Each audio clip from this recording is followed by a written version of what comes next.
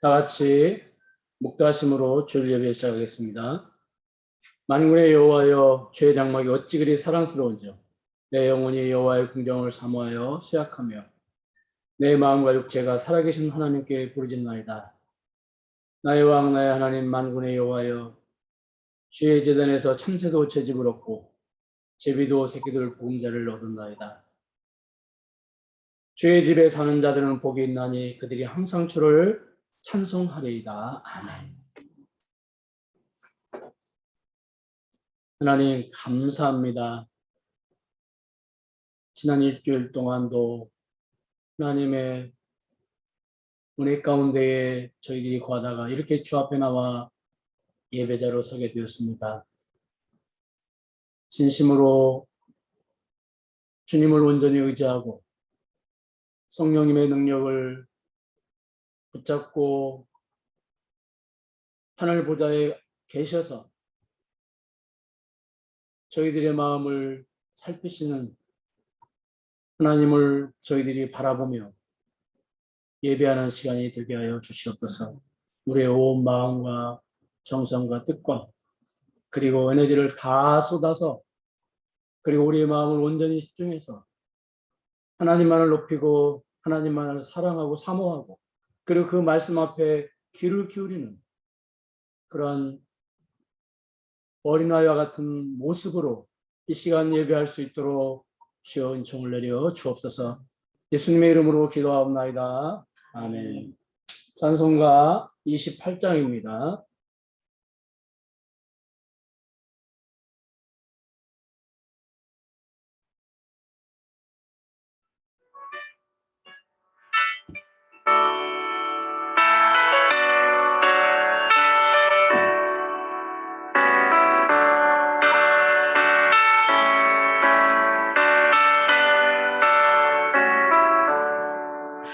거기 그면 강림하사 찬송하게 하소서. 한량없이 자비하신 생명할 필요보다 천사들의 찬송가를 내게 가르치소서. 구속하신 그 사랑을 항상 찬송합니다. 주의 크신 도움받아 이때까지 왔으니 이와 같이 천국에도 이르기를 바라네. 하나님의 꿈을 떠나 죄에 빠진 우리를 예수 구원하시려고 보혈을 흘려주셨네.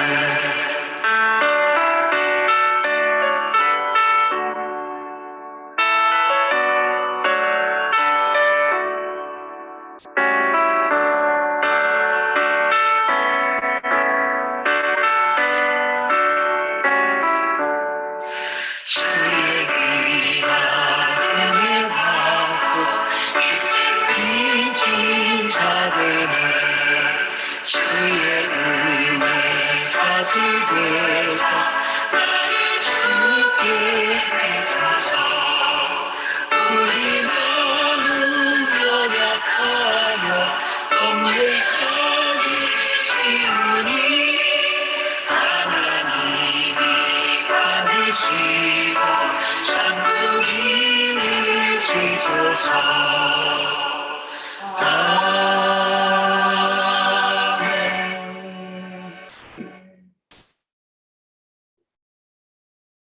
사도신경으로 신앙을 고백하시겠습니다.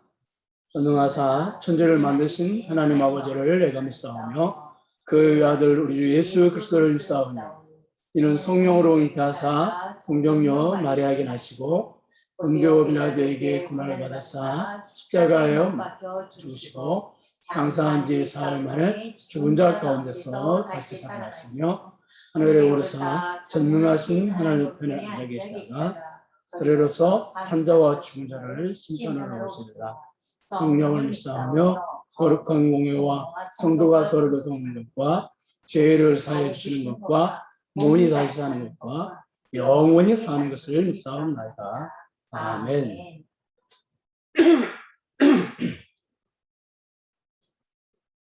교동문 35번입니다.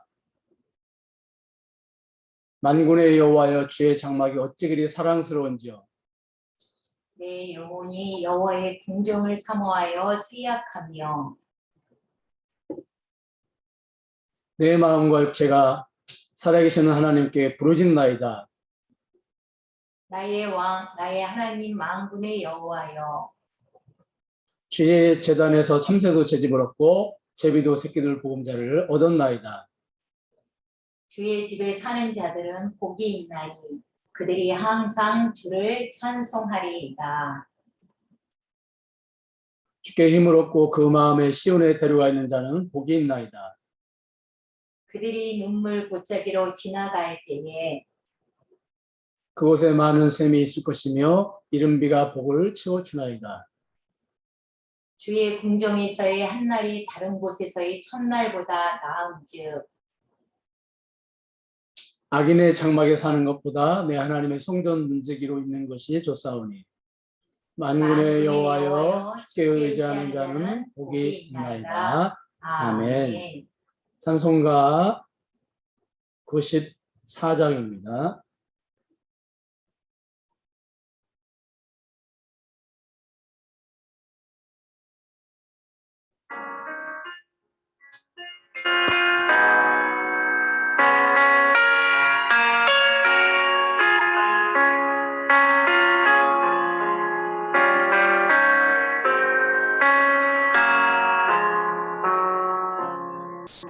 주 예수보다도 귀한 것은 없네.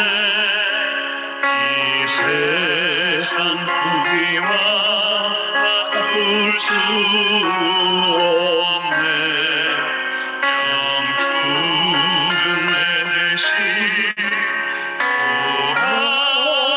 돌아가신 그 놀라운 사랑 잊지 못해.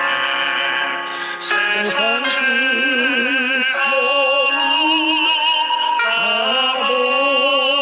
버리고 세상 자랑 다 버렸네. 주 예수보다도 귀한 것은 없네. 예수밖에는 없네.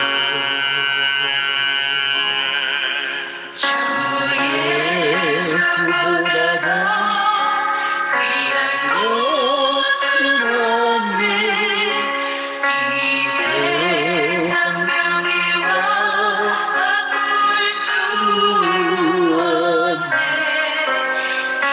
이전에 즐기던 세상 일도 주 사랑하는 마음 맺지 못해. 세상 즐거움 다 버리고 세상 사랑 다 버렸네. 주 예수보다도 귀한 것은 없네. 예수밖에는 없네.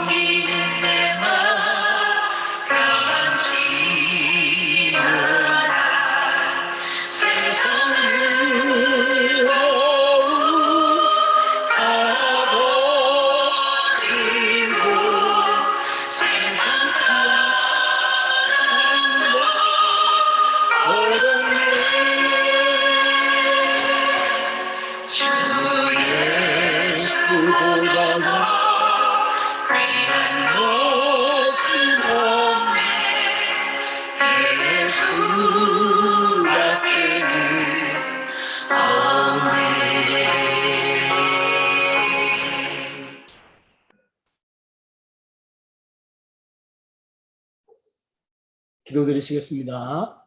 하나님 감사합니다.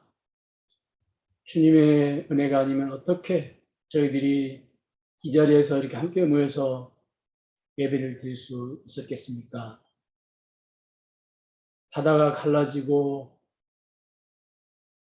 죽은 자가 살아나는 것만이 기적이 아니라 저희들이 먹고 마시고 호흡하고 그리고 일상의 삶을 살아가는 것이 기적인 것을 이 시간 고백합니다. 하나님이 그런 은혜를 저희들에게 주셨는데 저희들은 그 은혜에 보답하지 못하고 저희들의 생각과 저희들의 힘과 저희들의 지혜와 지식과 또 염려와 걱정 가운데에서 저희들의 왕국을 저희들이 만들고 저희들의 왕국에서 저희들이 왕이 되어서 살아갔음을 이 시간 고백합니다. 주님, 사랑하라고 하셨는데 사랑하지 못했고, 용서라고 하셨는데 용서하지 못했고, 인내라고 하셨는데 인내하지 못했고, 주의 나라 의를 구하라고 했는데 주의 나라 의를 구하지 못했음을 지금 고백합니다. 주여 용서하여 주시옵소서.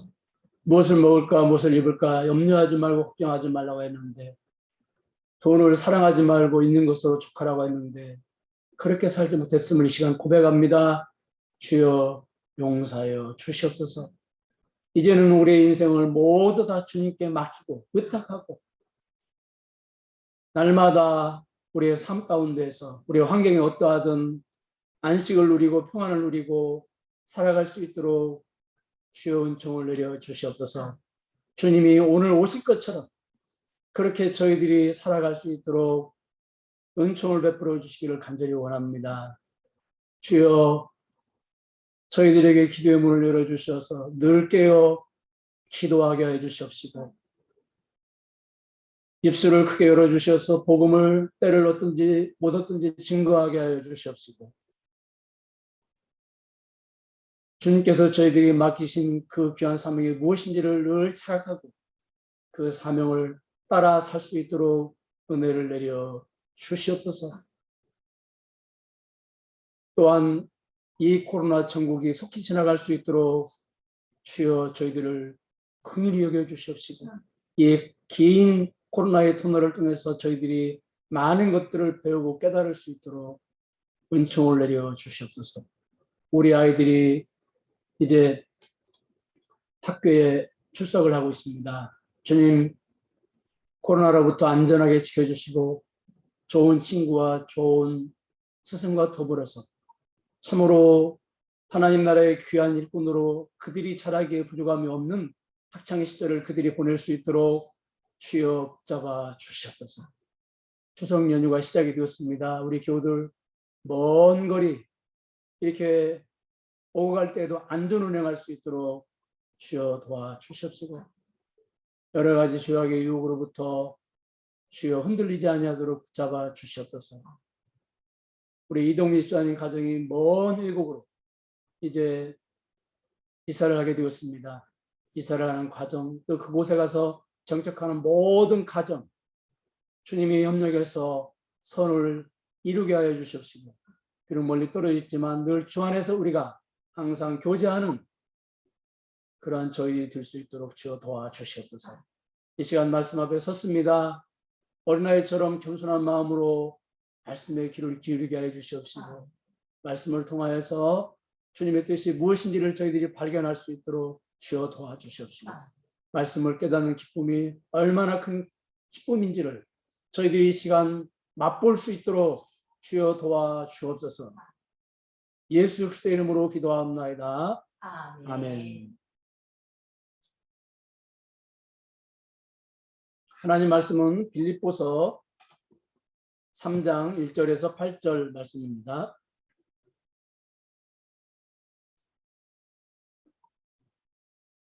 끝으로나 형제들아 주 안에서 기뻐하라. 너에게 같은 말을 쓰는 것이 내게는 수고로움이 없고 너에게는 안전하니라.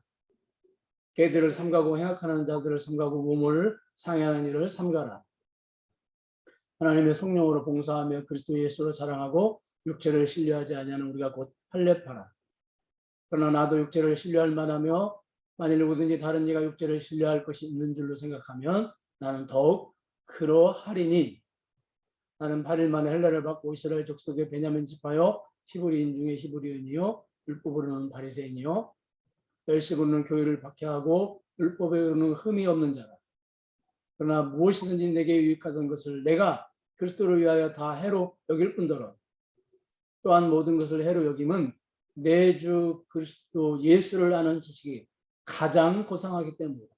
내가 그를 위하여 모든 것을 잃어버리고 배설물로 여김은 그리스도를 얻고. 아멘.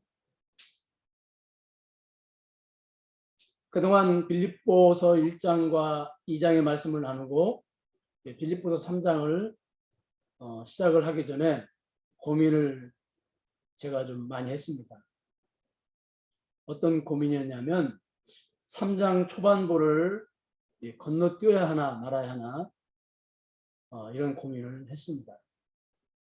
그 이유는 빌립보서 1장과 2장을 나누면서 드렸던 내용들이 3장 초반부에 그 반복이 되어서 이렇게 기록되는 내용들이 적지 않아서 고민을 좀 했습니다. 그런데 오늘 본문 3장 1절을 읽다가 제가 마음을 바꾸게 되었습니다. 왜냐하면 1절에 보니까 너희에게 같은 말을 쓰는 것이 바울 자신에게 수고로움이 없고 빌립보 교인들에게도 유익이 된다는 말씀 때문입니다.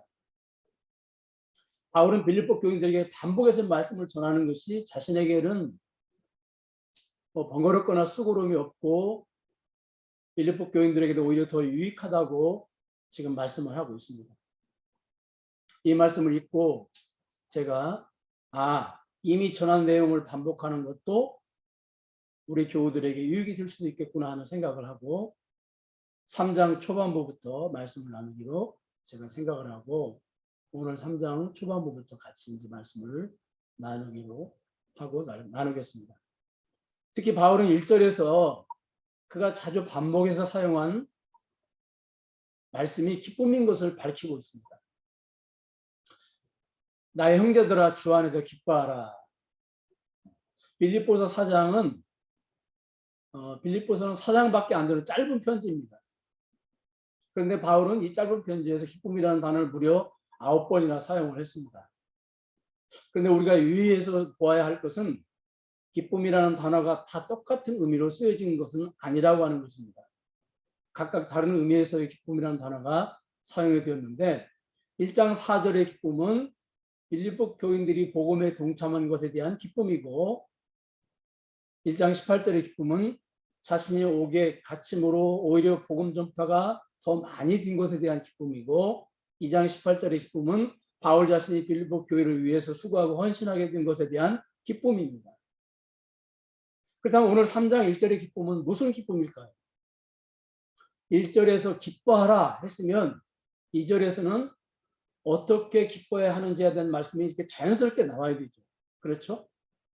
뭐 환난과 핍박 가운데서 기뻐하라든지 어떤 환경에서든지 항상 기뻐하라고 한다든지 이런 말씀이 이렇게 자연스럽게 이어져서 나와야 됩니다. 그런데 2절에서는 갑자기 그런 말씀 대신에 개들을 삼가하고 행악하는 자들을 삼가하고 몸을 상해하는 자를 삼가라. 이 몸을 상해하는 것은 남자의 생식기 할례를 행하는 것을 말합니다. 그거 하지 말라는 거죠. 그러니까 여기 2절에서 개들을 삼가고 행악하는 자들을 삼가고 몸을 상해하는 일을 삼가라고 했으니까 무슨 개들이 따로 있고 행악하는 자들이 따로 있고 몸을 상해하는 자들이 따로 구분이 되어 있다는 말이 아닙니다. 세 부류의 이단들이 존재하니까 세 부류의 이단들을 조심하라는 말이 아니고 그냥 한 부류죠, 한 부류. 한마디로 당시 초대교회를 심각하게 위협했던 율법주의 이단들을 조심하라는 것입니다. 그런데 2절을 보면 1절에 기뻐하라는 말씀과 연관이 없어 보입니다. 1절에 기뻐하라고 했다가 2절에서 갑자기 율법주의 이단들을 삼가라고 했으니 1절과 달리 2절은 새로운 주제를 이야기하는 것 같이 보입니다. 그러나 새로운 주제를 이야기하는 것이 아니라고 하는 것입니다. 왜냐하면 1절을 보면 그냥 기뻐하라가 아니라 주 안에서 기뻐하라. 주 안에서. 이 주 안에서 기뻐하라는 말씀의 의미가 무엇입니까? 주 안에서 기뻐하라. 너무 막연하잖아요. 너무 굉장히 넓잖아요. 광범위하잖아요. 근데 이걸 오늘 본문에 보면은 좁혀놨죠. 이게 빌립보 교인들에게 8절이, 그러니까 8절을 깨달음에 대한 기쁨입니다. 주 안에서 기뻐하라는 말이에요. 8절. 8절이 뭡니까? 그리스도를 아는 지식이 가장 고상하다고 하는 것을 깨달았을 때의 기쁨. 이 기쁨이 바로 주 안에서의 기쁨이죠. 가장 고상하다는 것은 가장 높다, 그 뜻이죠. 가장 높은 지식이다, 그런 의미보다는 독보적인 지식, 유일한 지식이라는 것입니다. 우리 한번 따라서 하겠습니다. 독보적이고 유일한 지식이다. 그러니까 왜 그리스도를 아는 지식이 가장 독보적이고 가장 유일한 지식이냐? 세상에 그 어떤 지식도 인간의 근본 문제, 인간의 모든 문제를 해결해 주지 못합니다. 그런데 그리스도를 아는 지식은 인간의 근본 문제, 모든 문제를 해결해 줍니다. 그래서 그리스도를 아는 지식이 가장 독보적이고 가장 유일한 지식, 다시 말해서 가장 고상한 지식입니다. 그런데 율법주의자들은 이 사실을 깨닫지 못해요. 그래서 그들에게는 기쁨이 없습니다. 그러나 바울과 빌립보 교인들은 이 너무도 소중하고 귀중한 사실을 깨달았기 때문에 기쁨이 있는 것이죠. 주 안에서 기쁨이 있는 것이죠. 특히 바울은 이 바울의 그 깨달음의 기쁨은 다른 그 누구와도 비교가 안 될 정도로 기쁜 거예요. 왜냐하면 바울이 예수님을 만나기 전에, 담에색 도상에서 예수를 만나기 전에 바울이 율법주의에 사로잡혀서 자신의 인생을 다 던졌을 때, 그때 바울에게 기쁨이 있었습니까? 전혀 없었죠. 바울이 예수를 만나기 전에 그 바울의 삶이라고 하는 것은 우리가 성경을 통해서 잘 알지만 분노, 폭행, 핍박, 박해, 살인, 심지어 살인까지 처지, 그러니까 기쁨과는 너무도 거리가 먼 삶. 이 삶이 바로 바울의 삶이었습니다. 그가 그런 삶을 살았던 것은 아이러니하게도 율법주의에서 기쁨을 찾으려고 했기 때문에 그렇습니다. 그러나 율법주의는 그에게 기쁨 대신 점점 더 포악하고 악하고 악랄한 사람으로 그를 변하게 만들었어요.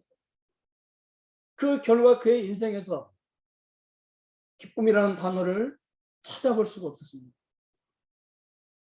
저처럼 이렇게 모태신앙으로 있으면서 예수를 믿은 사람들과 예수 믿기 전에는 평생 타 종교나 미신이나 무속 종교에 이렇게 끌려다니면서 거기 깊이 빠져가지고 끌려다니면서 뭐 그 인생을 헛된 것에 이렇게 그 낭비하고 또 재산도 잃어버리고 뭐 심지어 어떤 경우는 가정도 막 이게 파기가 되고, 네, 이랬던 사람들이 예수를 그 만났을 때 그 기쁨은 전혀 다른 거죠. 저처럼 그냥 태어날 때부터 예수를 믿은 사람과 이렇게 중간에 바울처럼 정말로 진리를 쫓아서 헛된 것을 붙잡고 헛된 곳에 자신의 인생을 다 던지고 그 인생이 형편없이 사정없이 망가진 사람들이 예수를 만났을 때 그 기쁨은 전혀 다른 것이죠. 저도 기뻐요. 그러나 바울의 기쁨과는 비교할 수 없는 거예요. 지금 바울의 기쁨이 바로 그런 기쁨이에요. 빌립보 교인들의 기쁨이 바로 그런 기쁨이기를 바울은 원했습니다. 그래서 바울은 그 기쁨을 골로새서에서 이렇게 표현을 합니다. 골로새서 2장 3절 우리 한번 같이 읽겠습니다. 그 안에는 지혜와 지식의 모든 보화가 감춰져 있느니라. 아멘. 이게 모든 보화가 무엇입니까? 사람들이 모든 시간을 들이고 모든 에너지를 들여서 얻고자 하는 가장 소중하고 귀한 것. 사람들은 그것들을 얻기 위해서 지혜와 지식을 다 동원합니다. 여기에 그 대표적으로 율법주의도 있고 헬라 철학도 있고 그 밖에 수많은 지식과 지혜들이 있어요. 바울은 그 보화를 얻기 위해서 자신의 모든 시간, 모든 에너지, 모든 지식과 지혜를 다 동원하여 누구보다도 열심을 낸 사람이에요. 그런데 그토록 추구하던 보화가 다른 곳에 감추어져 있는 것이 아니라 바로 예수 그리스도 안에 감추어져 있는 것을 발견을 합니다. 그때 그 기쁨이 얼마나 크고 놀라웠겠습니까? 여러분, 다윗이 왕이 되자마자 맨 처음에 한 일이 잃어버린 법궤를 찾는 일이었습니다. 전국을 수소문하고 자신의 모든 시간과 에너지를 다 들여서 법궤를 찾습니다. 그 법궤를 찾을 때까지 자신은 왕궁에도 들어가지 않고 임금의 침대에도 눕지 않고 그냥 식음을 전폐하다시피 해요. 그 잃어버린 법궤를 찾게 해요. 그리고 드디어 그 법궤를 찾아서 왕궁으로 그 법궤를 모셔드릴 때 얼마나 기뻤던지 속옷이 다 드러날 정도로 깡총깡총 뛰면서 기뻐합니다. 다윗이. 지금 바울의 기쁨이 이 기쁨인 것이죠. 바울의 기쁨이 바로 이 기쁨이고 빌립보 교인들이 가져야 할 기쁨이 바로 이 기쁨입니다.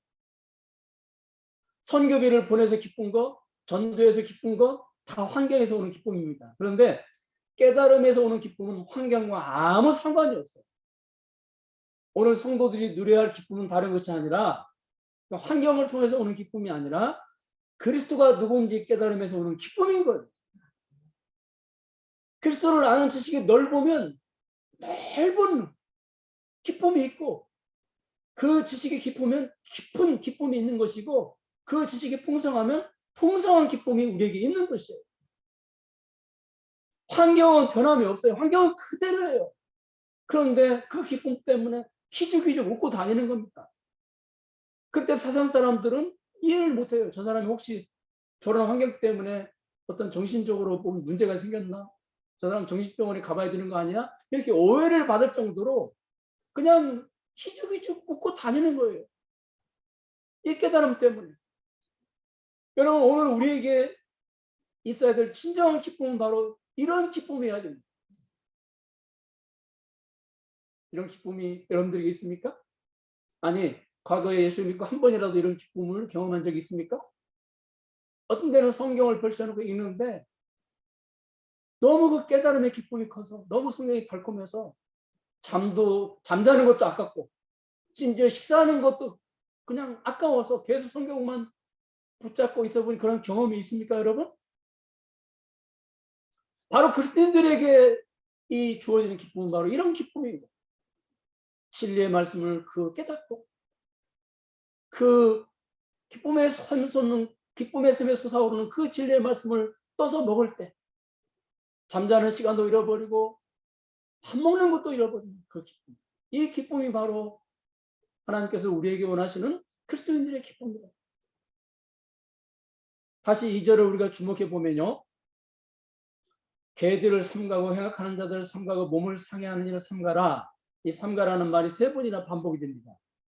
이 삼가라는 이 단어의 원어의 뜻을 살펴보면은 삼갈 대상자를 주위에서 관찰함으로 그들의 정체를 정확히 알고 분명하게 거부하라, 그런 뜻입니다. 그러니까 여기 3번씩이나 반복해서 강조했던 대상자들은 바로 율법주의자. 그 율법자들이 누군지 자세히 관찰을 하고 일단 그 다음에 그들의 정체가 무엇인지를 정확히 알고 그리고 분명하고 확실하게 거부하라는 거예요. 뭐 심지어 바울은 인사도 하지 말라고 그랬잖아요. 이단 사상을 가진 사람하고는 인사도 하지 말라고 그랬죠. 분명하게 거부하라는 거예요. 그런데 여러분, 그들의 정체에 그들의 핵심 사상은 무엇입니까? 여기 구절을 보면, 오늘 우리가 읽진 않았지만 구절을 보면은 오늘 우리가 읽었나요? 구절을 보면 내가 가진 의는 율법에서 난 것이 아니요 오직 그리스도를 믿음으로 말미암은 것이니. 여기 율법에서 난 것이 아니요 의가. 그러니까 바울이 가진 의가, 바울이 의롭게 되는 것이 율법이 아니고 그리스도라고 그랬잖아요. 근데 율법주의자들은 그 의롭게 되는 것이 율법으로 인해서 의롭게 된다는 겁니다. 그러니까 사람의 행위와 의식 등의 형식을 통해 사람이 의롭게 된다는 거예요. 그러니까 예수를 믿는 것으로 구원받지 못하고 율법을 행해야 구원받는다고 가르치는 겁니다. 골로새서 2장 16절을 보면, 자, 우리 같이 읽겠습니다. 시작. 그러므로 먹고 마시는 것과 절기나 초하루나 안식일을 이유로 누구든지 너희를 비판하지 못하게 하라. 그러니까 구약 율법에 기록된 대로 먹을 것과 먹지 말아야 할 것을 구분해서 먹어야 하고 안식일과 절기도 철저히 지켜야 한다고 강조하면서 안 지키는 자들을 무섭게 비판하고 정죄를 합니다. 이 율법주의자들. 그렇다면 여러분, 이 율법을 행할 것을 강조하는 율법주의자들의 진짜 속셈은 어디에 있을까요? 진짜 속셈. 율법을 행함으로 구원을 받고 율법을 행함으로 하나님을 기쁘시게 해드리고 율법을 지킴으로 어두운 사회의 빛과 소금의 역할을 하는 데에 그들의 목적이 있을까요? 그렇지 않습니다. 전혀 그렇지 않습니다. 그들의 속셈은 다른 데에 있어요. 골로새서 2장 19절에 보니까 머리를 붙들지 아니하는지라. 그러니까 율법주의자들의 속셈은 어디에 있냐면 머리 대신 그리스도를 붙잡지 못하게 하는 거예요. 배교하게 만드는 거예요. 배교. 그리스도로부터 등을 돌리게 만드는 데에 율법주의자들의 속셈이 있는 겁니다. 갈라디아서 1장 6절을 보면 같이 읽겠습니다. 시작. 그리스도의 은혜로 너희를 부르신 이를 이같이 속이 떠나 다른 복음을 따르는 것을 내가 이상하게 여기노라. 여기 다른 복음은 율법주의를 말합니다. 그러니까 율법주의가 예수를 속이 떠나게 한다는 거예요. 그러므로 율법주의는 무서운 적 그리스도적인 사상인 것입니다.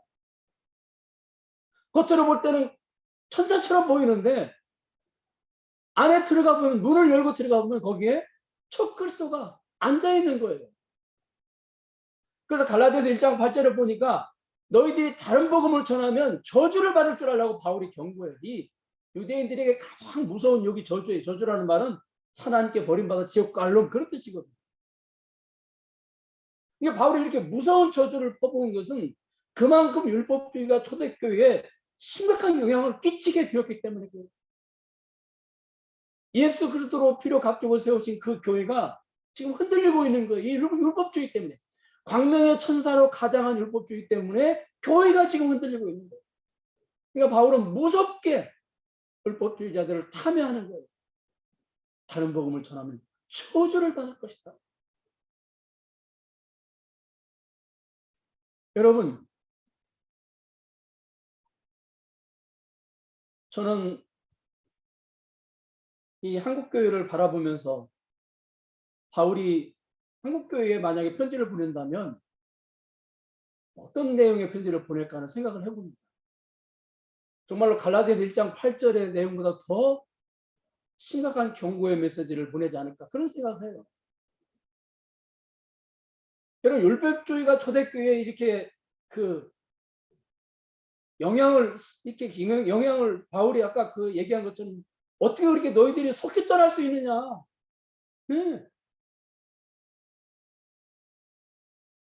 너희 그리스도의 은혜로 너희를 부르신 이를 이같이 속히 떠나 다른 복음을 따르는 것을 1장 6절 갈라디아 1장 6절 내가 이상하게 여긴다는 거예요. 그 예수 믿고 은혜 받고 능력도 받고 은사도 받고 여러 가지 복을 받은 너희들이 어떻게 율법주의 영향을 그렇게 받아가지고 그렇게 쉽게 그리스도를 배교하는 모습의 바울이 경악을 금치 못합니다. 바울도 너무 놀라운 거예요. 왜 그럴까요? 이 초대교회는 율법주의 영향을 아주 잘 받아들일 기름진 토양을 가지고 있어요. 너무너무 기름진 토양을 가지고 있습니다. 그래서 그냥 이 율법주의라고 하는 씨앗을 뿌리면 금방 자라는 거예요. 금방 자라서 꽃을 피우고 열매를 맺는. 디모데후서 4장 4절에 보니까 우리 같이 읽겠습니다. 시작. 또 그 길을 진리에서 돌이켜 허탄한 이야기를 따라. 여기 보니까 말세에는 사람들이 길을 진리에 돌이켜 허탄한 이야기를 따른다. 이게 바울이 말하는 말세는 오늘 우리 시대를 말하는 것이 아닙니다. 바울이 사역하던 시대를 말하고요. 초대교인들은 그 시대를 항상 말세로 본 거예요. 그런 의미에서 말세의 허탄한 이야기가 무엇입니까? 오늘날 현대교회가 말하는 무슨 기복신앙, 뭐 상급신앙, 자유주의 신앙, 은사주의, 신비주의 이런 신앙을 말하는 게 아니고요. 초대교회에서 이 허탄한 이야기를 따른다고 말할 때 이 허탄한 이야기는 딱 두 가지입니다. 하나는 율법주의고 하나는 영지주의입니다. 따라하겠습니다. 하나는 율법주의고 하나는 영지주의다.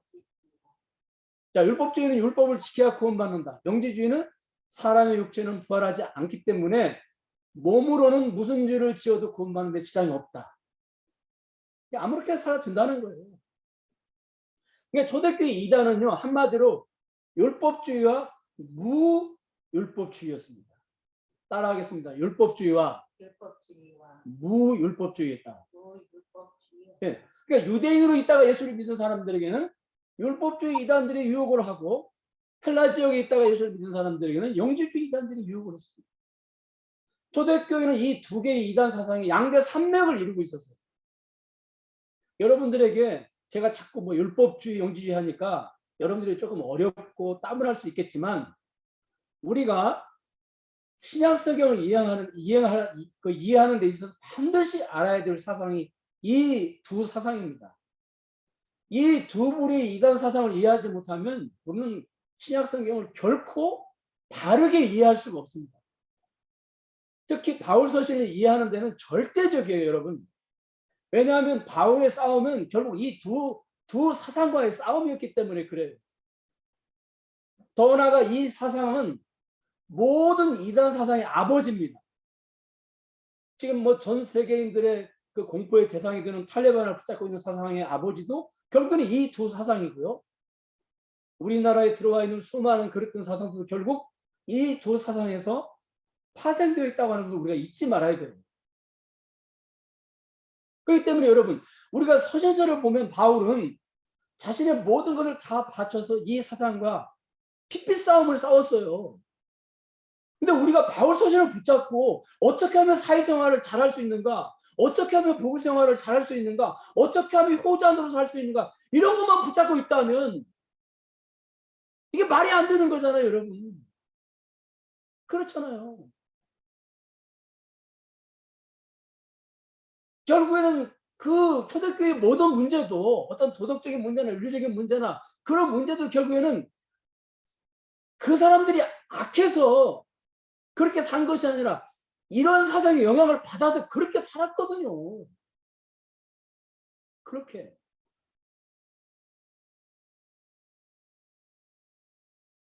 그렇기 때문에 우리가 그런 것만을 들여다보고 그런 것만 붙잡고 있는 것은요, 달을 가리키는 손가락만 바라보는 거예요. 달을 바라봐야지. 특히 디모데후서 4장 3절을 보면요, 같이 읽겠습니다. 시작. 때가 이르니 사람이 바른 교훈을 받지 않냐면 귀가 가려워서 자기의 사역을 따라 스승을 많이 두고. 여기 바른 교훈을 받지 않는다는 말은 진리의 말씀입니다. 그리고 자기의 사역을 따라 스승을 많이 둔다고 하는 것은요, 그만큼 이 두 개의 사상이 초대교회에 인기가 있었다는 거예요. 율법주의, 영지주의가. 초대교회는 이 두 개의 이단 사상의 영향을 잘 받을 기름진 토양을 가지고 있어요. 그 기름진 토양이 뭐예요? 특히 율법주의자들이 가지고 있는 기름진 토양. 오늘은 지금 바울이 율법주의와의 그 관계에 대해서 지금 이야기를 하고 있으니까 그 율법주의자들이 가지고 있는 기름진 토양이 뭐예요? 3절에 보니까 디모데후서 4장 3절을 보니까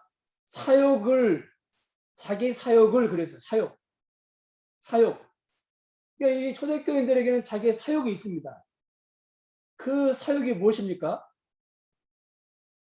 자, 이런 보세요. 그러니까 예수를 믿고도 마음대로 살고 싶은 사람들에게는 무율법주의가 사역을 충족시켜주고, 또 율법주의자들에게는 율법주의가 그들의 사역을 충족시켜줍니다. 여러분, 아담의 후손들에게는요, 누구에게나 이 두 가지 욕구가 있습니다. 율법주의적인 욕구가 있고요. 다시 말해서 말씀대로 살고 싶은 욕구가 있어요. 아담의 후손 죄인들이지만 그렇잖아요. 우리가 말씀대로 살면 어떤 성취감도 있고요. 하나님께 인정받는다는 느낌도 있고, 그렇죠? 또 하나님께 쓰임받는다는 그런 느낌도 있잖아요. 말씀대로 살면. 자, 이런 분들은 율법주의를 추구하게 되어 있습니다. 또 반대로 무율법주의가 있습니다. 그러니까 말씀대로 살지 못하는 것을 합리화시키면서 하는 성도들이 이에 해당해요. 그러니까 말씀대로 살지 못한다고 구원받지 못하는 것도 아니고, 내가 아직 믿음도 어리고 아직 세상에서 할 일도 많고 특히 사업을 해야 하는데, 여러분 솔직히 말씀대로 하면 망할 것 같잖아요. 그래요, 안 그래요? 우리 교우들은 이렇게 사업하시는 분들이 많지 않은데, 우리가 말씀대로 사업하면 망할 것 같잖아요. 아직 돌봐야 하는 식구도 많고. 이런 분들은 설교 시간에 가장 은혜 받는 설교가 무엇인 줄 아십니까? 하나님의 은혜. 하나님의 은혜. 이 하나님의 은혜라는 단어가 귀에 쏙쏙 들어오고, 은혜라는 단어가 은혜가 되죠. 이 두 가지 욕구가 아담의 후손들에게는 다 있습니다. 그런데 사탄은 이 두 가지 욕구의 빈틈을 노리는, 특별히 이 율법주의자들의 사역, 여러분, 율법주의자들의 사역, 이게 뭡니까? 빌립보서 3장 3절을 보면요, 성도는 봉사할 때 성령으로 봉사해야 돼요. 그러니까 자신의 힘으로 봉사하지 않고 성령님이 주신 힘으로 봉사를 해야 됩니다. 근데 율법주의자들은 반대로 자신의 힘과 노력으로 봉사를 합니다. 그래서 성도들은 그리스도 예수로 자랑을 해야 됩니다. 그렇죠? 왜? 성령의 힘으로 봉사했기 때문에 자랑할 게 없는 거죠. 그래서 예수만 자랑합니다. 그런데 율법주의자들은 자신의 행위를 자랑합니다. 그리스도인들은 육체를 신뢰하지 않아요. 인간이 가지고 있는 힘과 능력을 의지하지 않고 오직 주님만을 의지합니다. 그런데 율법주의자들은 육체를 신뢰해요. 육체를 신뢰한다는 말은 인간이 가지고 있는 힘과 능력을 의지한다는 말. 한마디로 율법주의자들은요, 자신의 힘과 능력을 의지하고 자신의 힘과 능력으로 봉사하고 그 결과 자신의 행위를 자랑합니다. 그러니까 아담의 후손들이 가지고 있는 이 사역, 이 욕구가 바로 이런 거예요. 그러니까 율법주의는 자신의 힘과 능력을 의지하고 자신의 힘과 능력으로 봉사하고 그 결과 자신의 업적을 자랑하려는 욕구를 이게 율법주의가 충족시켜 주는 거예요. 거기에 이게 그 밑바닥에 이게 도사리고 있는 거예요.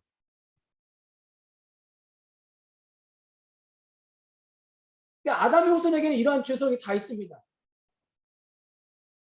유대인들에게 율법주의적인 성향이 강하듯이 우리 한국교인들에게도요, 율법주의적인 성향이 강합니다.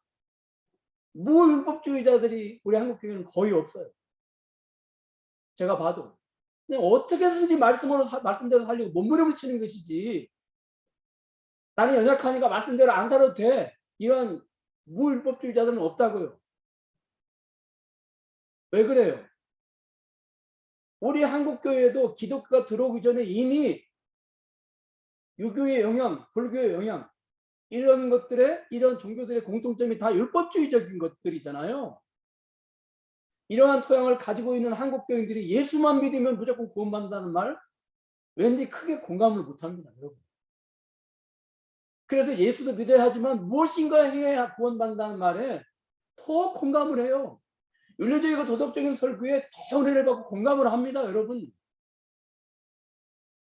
그래서 한국교회를 보면요, 많은 그리스도인들이 은혜를 시작했다가 자기도 모르게 율법주의자로 점점 이렇게 변해해 가는 거죠. 그러니까 처음에는 율법주의 은혜, 그러니까 처음에는, 네. 그래서 어느 교인이 오래전에 저한테 한 이야기가 지금도 제 귓가에 맴돌아요. 교회를 처음 나가니까 예수를 믿기만 하면 구원받는다고 그렇게 세례받기 전에는 그렇게 가르치는데 세례받고 나니까 이제는 엄청나게 많은 의무와 행함을 요구하더라는 거예요. 한 1년 좀 되니까 11조 목도를 딱 가지고 와가지고 구역장이 이제는 11조 내야 집사도 되고 11조 내야 권찰도 된다고 그렇더라는 거예요. 네. 교회를 처음에 나와서 예수를 믿을 때는 오직 예수만을 이야기하더니 나중에 시간이 지난 다음에 엄청나게 많은 의무와 행함을 요구하네요. 씁쓸하게 웃으면서 저한테 그래요. 여러분 시멘지라고 하는 학자가 이렇게 지적을 했습니다. 많은 그리스도인들은 칭의에 있어서 예수 믿고 어렵게 되는 데 있어서 하나님의 무조건적인 사랑과 은혜를 받아들이는 데는 별 문제가 없으나 성화 가정에서 성화 가정이 무슨 말씀인지 아시죠? 그 사랑과 은혜를 실제 의지하고 누리는 데는 많은 어려움을 겪고 있다. 그러니까 구원받는 데는 하나님의 무조건적인 은혜를 믿지만 구원받은 후에 신앙생활에서는 스스로 경건의 노력과 열심을 의지해서 하나님의 은혜를 따내려는 고집스러운 집착에서 벗어나지 못한다고 그렇게 기록을 하고 있어요. 여러분 평생 율법주의자와 싸운 루터도 어떤 고백을 했냐면 이런 고백을 했습니다. 나는 과거 20년 동안 은혜의 메시지를 전해왔고 그것을 나 자신이 스스로 믿어왔지만 지금도 내가 무엇인가를 공헌할 수 있다는 생각으로 하나님과 거래하기를 원할 뿐 아니라 나의 거룩한 행위와 하나님의 은혜를 교환하려는 구습을 여전히 버리지 못하고 있다. 하나님의 전적 은혜만을 전폭적으로 의지한다고 믿기가 나는 여전히 힘들다고 그래요. 20년 동안 하나님의 은혜의 메시지를 전했던 루터도 그렇게 힘들다는 그것이. 그러니 여러분 얼마나 우리에게는 이런 율법주의적인 성향이 없겠느냐는 거예요. 그러니까 철저하게 우리가 은혜주의자임을 자처하면서도 실제적으로는 율법주의자처럼 행동할 때가 너무 많은 거예요. 하나님께 사랑받고 인정받기 위해서는 바르게 살아야 된다고 하는 그 압박감, 하나님께 벌받지 않으려면 내가 말씀대로 살아야 된다고 하는 그런 압박감, 내가 잘 되고 우리 가정이 잘 되려면 내가 말씀대로 살아야 된다고 하는 그런 압박감, 또 내가 그런 말씀대로 살지 못하는 그 죄책감. 그래서 여러분 그렇게 살다 보면 어느새 나에게 뭐가 없어져요? 기쁨이 없어지는 거예요. 기쁨. 그러니까 율법주의자가 없는 게 뭐라고 그랬어요? 기쁨이라고 그랬잖아요. 기쁨이 없어지는 거예요. 특히 우리 장로계통의 교회를 오래 다니는 분들 보면은요, 신앙생활을 오래 하신 그 권사님들, 장로님들 보면 얼굴에 기쁨이 별로 없어요. 권사가 이렇게 살아지거나, 장로가 이렇게 살아지거나, 이러면서. 그래서 바울이 율법주의자들을 깨닫게 하기 위해서 과거 자신이 율법주의자로 살 때 자신의 힘과 능력을 의지하고 자신의 힘과 능력으로 봉사하고 그 결과 자신의 업적을 자랑하려는 삶을 살아가는 데를 간증을 합니다. 그래서 5절을 보면은 자기는 8일 만에 할례받고 그 다음에 이스라엘 순수한 혈통, 그 다음에 베냐민 지파 히브리인 중에 히브리인, 그다음 율법으로는 바리새인, 그 다음 6절 열심으로는 교회를 박해하고 또 율법으로는 어떻게 해요? 흠이 없는. 그러니까 바울이야말로 율법주의자 중에 율법주의자로 산 거예요.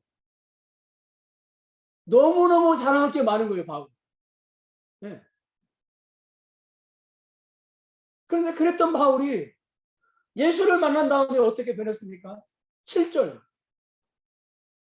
같이 읽겠습니다. 시작. 그러나 무엇이든지 내게 유익하던 것을 내가 그리스도를 위하여 다 해로 여겼다. 그 다음에 8절 또한 모든 것을 해로 여김은 내 주 그리스도를 예수를 아는 지식이 가장 고상함을 때문이라. 아멘. 여기 여러분 해로 여겼다, 배설물로 여겼다 이 말은요, 예수 믿기 전에 가지고 있었던 물질이나 명예나 권력 등을 해로 여기고 배설물로 여겼다는 말이 아닙니다. 만약에 그랬다면은 빌립보 교회가 보낸 물질, 이 선교부에 바울이 기뻐할 이유가 없는 거죠. 아니 너희들 내가 배설물 여기는 걸 왜 보냈어? 또로 가져가 그럴 거 아니에요. 여기서 말하는 그런 걸 말하는 게 아니에요, 여러분. 여기서 말하는 것은 다른 것이 아니에요. 해로 여겼다, 배설물 여겼다 이것은요. 그런 것들이 아니라 물질적인 것들이 아니라 과거 자신이 빠져 있었고 자신의 삶을 다 던져서 살았던 율법주의를 말하고 율법주의적인 삶을 말하는 거예요.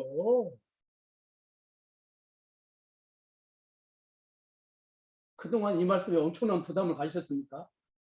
야, 예수 믿기 전에 가졌던 거 다 배설물로 바울이 여겼다는데 나는 왜 이렇게 통장에 돈이 많은 거야? 나는 왜 이렇게 아파트가 막 두 채나 있는 거야? 이거 어떻게 해야 되는 거야, 이거? 배설물 여겨야 되는 거야? 고민하셨습니까? 그런 얘기가 아니에요. 지금 자신의 과거에 모든 생명을 던져서 충성했던 율법주의, 거기에 빠져서 심지어 예수 믿는 사람들을 잡아서 폭행하고 가두고 주의까지 하고 외국에까지 가서 예수 믿는 사람들을 잡아오려고 했던 그 자신의 그 삶, 그런 것들이 알고 보니까 다 쓰레기더라 그 말이에요. 왜 그렇습니까? 율법주의는 구원을 주지 못할 뿐만 아니라 더 나아가서 율법주의는 사람을 변화시키지도 못하기 때문에 그렇습니다. 이게 중요합니다. 율법주의는 구원을 주지 못하는 건 너무 당연한 얘기예요. 그러면 율법주의가 그러면 좀 사람을 착하게 변화시켜서 좀 말씀대로 살게 하느냐? 그것도 아니라는 거예요. 두 가지가 다 없는 거예요, 율법주의. 여러분, 한국교회가 비판받는 게 뭐예요? 다른 게 아니죠. 빛과 소금의 역할을 못하는 것 때문이잖아요. 그러면 그동안 한국교회가 성도들에게 율법주의적인 설교를 안 했습니까? 도덕윤리를 말을 안 했냐고요. 했잖아요. 어떤 분들은 한국교회가 뭐 기복신앙을 얘기하고 축복신앙을 얘기해가지고 지금 한국교회가 이렇게 도덕적으로 윤리적으로 문제가 있다 그런 얘기를 하는데 아닙니다, 여러분. 축복신앙이나 기복신앙은 반드시 조건이 있잖아요. 그게 바로 뭐예요? 하라 하지 말라 했잖아요. 하라 하지 말라. 하라 하지 말라가 뭐예요? 도덕이나 윤리 아닙니까? 한국교회는 율법주의가 또 있었고 그 다음에 기복주의가 있었는데 율법주의도 율법주의고 기복신앙도 결국에는 율법주의예요. 알고 보면. 했죠. 안 한 게 아니잖아요. 해도 과다할 정도로 많이 했습니다.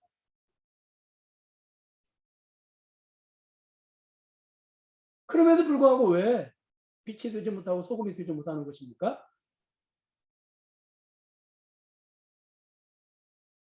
다른 게 아닙니다. 율법주의는 결코 사람을 변화시키지 못합니다. 그래서 설펄저는 윤리만을 설교하면 신자들이 오히려 더 비윤리적인 사람들이 된다 그랬습니다. 그거 맞아요, 여러분. 교회가 윤리만을 설교하면 오히려 사람들이 더 비윤리적인 사람이 된다는 거예요. 아주 스펄전이 정확하게 진단하고 지적한 거예요. 여러분, 윤리만을 설교하면 사람들이 오히려 더 비윤리적인 사람이 된다. 그러니까 율법주의를 주장하면 사람들이 무율법주의가 되는 거예요. 왜 그래요? 성경에 기록된 도덕, 윤리 속에 감춰진 정신이 율법주의 속에는 없기 때문에 그래요. 여러분, 성경에 기록된 도덕, 윤리 속에 감춰진 정신이 무엇입니까? 한마디로 말해서 그리스도의 사랑이죠. 그리스도의 사랑. 그 사랑을 전할 때 사람이 변합니다. 사람이 언제 변합니까? 감동받을 때예요. 아니, 사람이 언제 변합니까? 감동받을 때. 그 감동을 언제 받습니까? 사랑을 받을 때. 그래서 어거스틴은 하나님을 사랑하고 내 마음대로 살아라 그랬어요. 참 대단하죠, 우리 신앙 선배님. 네가 하나님을 사랑하고 내 마음대로 살아. 그 말은 무슨 말이에요? 그냥 하나님을 사랑한다는 명분 아래 마음대로 방종하게 산다는 것이 아니라 진정으로 하나님을 사랑하면 말씀대로 살 수밖에 없다는 거예요. 그렇잖아요, 여러분. 어떻게 하나님을 사랑하는 사람이 자기 마음대로 살고 자기 마음대로 살 수가 있겠냐는 거예요. 하나님이 원하는 대로 살지 않겠느냐 그 말이에요. 여러분, 그러니까 우리가 간혹 설교 시간에 교인들에게 죄책감을 그리고 두려움을 불러일으키게 하고 또 그래서 하나님 말씀을 복종하게 하고 뭐 그런 경우가 있죠. 그런 것도 참 저는 뭐 같은 목사 입장으로서 참 이해를 해요. 답답하니까 당장 막 그렇게 해요. 때로는 막 공포심을 불러일으켜 주기도 하고 뭐 안 하면 뭐 어떤 막 교통사고 난다 이런 식으로. 그런데 여러분 이렇게 이런 식으로 신자들의 삶 속에 그 두려움과 죄책감을 주어서 과연 성도들이 변화하느냐 그 말이에요. 어쩌다 한두 번은 기도 안 하면 안 됩니다 이러면 한두 번은 기도할 수 있지만 계속 기도할 수 있느냐 그 말이에요. 여러분 기억하시기 바랍니다. 우리를 변화시키는 것은요 다른 게 아닙니다. 바로 하나님의 사랑이에요. 그러면 이제는 그 하나님의 사랑이 뭐냐는 거예요. 8절. 오늘 읽은 8절. 예수 그리스도를 아는 지식이 가장 고상함이. 자, 여러분 보세요. 그러니까 바로 예수 그리스도. 그러니까 예수 그리스도의 십자가를 말하는 거예요. 초대교회 영지주의자들로 인해서 무율법주의가 교회를 지배하고 있을 때 교회는 점점 사랑이 식어집니다. 그런데 요한은 우리가 서로 사랑하자고 하면서 전한 말씀이 다른 것이 아니라 요한일서 4장 9절과 10절을 보니까요. 우리 한번 같이 읽겠습니다. 요한일서 4장 9절과 10절을 보니까 하나님의 사랑이 우리에게 이렇게 나타난 바 되었습니다. 하나님이 자기의 독생자를 세상에 보내시면 저로 말미암아 우리를 살리라 하십니다.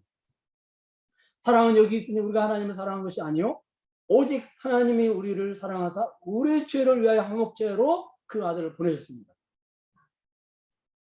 요한은 영지주의의 영향을 받아서 교회가 사랑이 식어지고 있을 때 교회의 말씀을 전했어요. 그런데 너희들 서로 사랑해라. 이웃이 배고플 때 먹을 걸 줘라. 이렇게 말씀을 전한 게 아니고요. 바로 십자가에 달린 예수를 전했다고 하는 사실이에요. 여러분 이 말씀 속에서 우리는 무엇을 깨달을 수 있습니까? 십자가의 능력이 잘 들으세요. 우리의 죄를 사하고 구원을 얻게 하는 능력만 있는 것이 아니라 그 십자가의 능력이 우리를 말씀대로 살게 하는 능력도 있다고 하는 사실입니다. 이걸 우리가 놓치고 있어요. 십자가를 바라보는 믿음으로 죄사함과 의롭다함을 얻는 것 같이 오직 십자가의 능력이 우리를 말씀대로 살게 한다는 것. 그 이유는 오직 십자가에서부터 죄를 이기는 능력과 거룩하게 사는 능력이 흘러나오기 때문에 그래요. 여러분 십자가에서 우리 죄를 이기는 능력과 거룩하게 사는 능력이 흘러나온다는 말이 무슨 말입니까? 우리 본문 3절을 보니까 오늘 우리가 읽은 본문 3절을 보니까 성령으로 봉사하며 성령의 힘으로 봉사한다는 뭐예요? 성령의 힘으로 죄를 이기고 거룩하게 사는 걸 말하죠. 그런데 이 성령이 언제 역사하십니까? 십자가의 복음을 증거할 때 역사하십니다. 그러니까 도덕과 윤리를 전하면 성령님께서 침묵하세요. 성령님만이 사람을 변화시키는데 성령님이 언제 역사하시냐면 이 성령님이 코드가 있어요. 성령님이 역사하실 코드가 있는데 그 코드가 언제 발동하냐면 십자가의 예수 그리스도를 증거할 때. 여러분 도덕도 나오고 윤리도 나옵니다. 바울 서신에도. 그러나 결국에는 바울이 무슨 얘기를 하고 싶어 하는 겁니까? 십자가에 달린 예수 그리스도를 말하고자 하는 것이잖아요. 여러분 보세요. 결국에는 도덕과 윤리 싸움이 아니에요. 사상 싸움이에요. 모든 도덕이나 윤리가 어디서 나옵니까? 영지주의나 율법주의에서 나오는 거잖아요. 그러면 그 영지주의와 율법주의 그 사상과의 싸움, 이 사상과의 싸움에서 어떻게 이길 수가 있어요? 여러분 신약성경을 보면 이 싸움은 사상과 사상과의 싸움이에요. 두 개의 사상이 만나 싸우는 거예요. 한 가지 사상은 그리스도 예수, 그리스도를 아는 그 예수 그리스도의 사상, 또 한 가지 사상은 율법주의와 영주의의 사상이에요. 이 두 가지 사상이 아주 피터지게 싸우는 거예요. 그러면 이 사상에서 어떤 사상이 이기는 거예요? 예수 그리스도의 사상이 이기는 거예요. 왜? 예수 그리스도의 사상을 전할 때 성령께서 역사하시기 때문에 그래요. 이 원리가 중요한 거, 이 법칙이 중요한 겁니다, 여러분. 그래서 바울이 고린도전서 2장 2절에서 내가 너희 중에서 예수 그리스도와 그가 십자가에 못 박히신 것 외에는 아무것도 알지 아니하기로 작정했다. 그랬어요. 작정했다. 그러니까 바울이 처음에 고린도 교회를 세울 때도 예수 그리스도의 십자가를 전했고, 그 다음에 고린도 교회에 여러 가지 어떤 그런 문제들, 도덕적인 윤리적인 문제가 발생했을 때도 바울은 다른 걸 전한 것이 아니라 다시 예수 그리스도의 십자가를 전했다는 거예요. 왜? 그것만이 고린도 교회를 변화시킬 수 있기 때문에.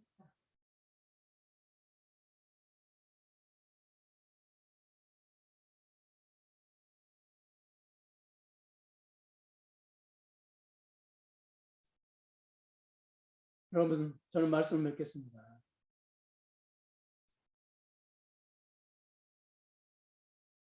그러므로 우리가 매일의 삶 속에서 죄를 이기는 유일한 비결은 예수 그리스도의 십자가. 그래서 스펄전도 그의 설교에서 자주 강조한 것이 뭐냐면, 우리는 구원받는 것과 똑같은 방법, 즉 예수를 전적으로 의존하는 믿음으로써 우리의 옛 성품, 교만과 정욕에서 자유할 수 있다. 그것은 십자가의 부활의 능력 외에 다른 방법으로 결코 죄를 죽일 수 없기 때문입니다. 그러면 스펄전은 교인들에게 항상 이런 질문을 했습니다. 여러분들은 죄사함을 받기 위해서 예수께 나아가면서 죄와 싸울 수 있는 능력을 위해서는 왜 율법으로 돌아갑니까? 항상 자주 반복했어요. 여러분들은 죄사함을 받기 위해서 예수님께 나아가면서 죄와 싸울 수 있는 능력을 받기 위해서는 왜 율법으로 돌아갑니까? 여러분들은 왜 그렇게 어리석은가요? 여러분, 우리가 구원받고 의롭다 되는 것, 예수님이 시작합니다. 우리가 말씀대로 사는 것도 예수와 시작합니다. 다른 거 아닙니다.